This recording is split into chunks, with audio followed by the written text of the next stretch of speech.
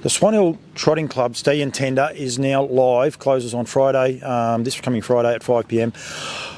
Sometimes it can be a little bit hard selling first season sires and horses that come out, and Call Me the Breeze is one of these horses that is there.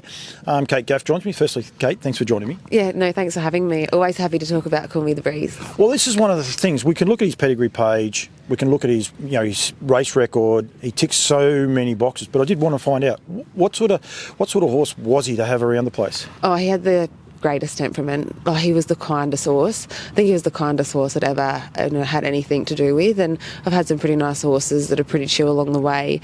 You could just, used to bandage his legs every night and just walk into the yard, no head collar while he was eating, front and back, and I just knew that he wasn't going to kick me, or, he was just the most gentle soul, and so much so that I don't breed any horses. I have a mare, but I found one so I can send it to him, so because I've just got to have one of his babies.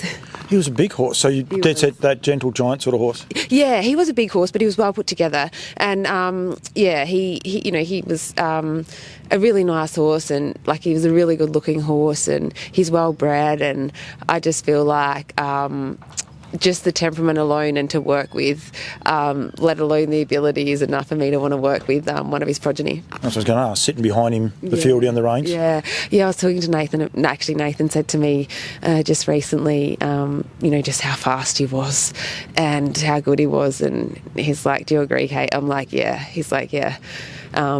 We both... at his best, he was just very fast, but then his Kilmore Cup Trotters win, that was very good. It was tough, wasn't it? It was so tough, and that wasn't what Pat and everyone watching thought of him before. I think when we got him, Pat sort of said, don't have him in the death, just he's so fast, just drive him cold, and we ended up doing the opposite. I remember the first one we gave him, I was back last in a race at Melton, and he was odds on and the best horse by a mile, and they were walking over the short trip, and I was so scared to pull out, but I knew in the straighter lap to go I had to get up there because they were going so slow that I might not have won, if I sat back, and I'm thinking, oh no, Pat said don't have him parked, but Pat was watching the race thinking the same thing, why did I say that, she needs to get up there, and obviously I didn't. He just won easily, but getting he's running the Kilmore Trotters Cup, there was no bottom to him in that run, and he beat RC Phoenix and running away from him too. Yeah, that's what I mean. He just had no bottom to him in that. He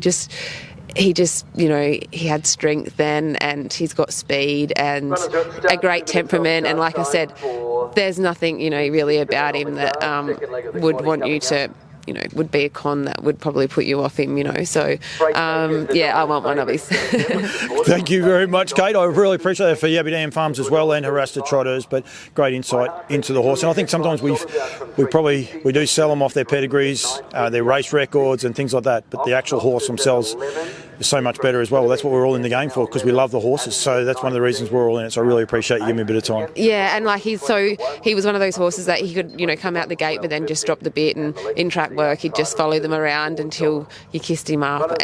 He just knew when to go, and so his attitude and all that was just second to none, and if anyone's thinking about it, I'd be doing it. Go to swanhilltrots.com.au, click the link to the Stallion Tender, closes Friday at 5 o'clock. Katie, thank you very much. Thanks for having me.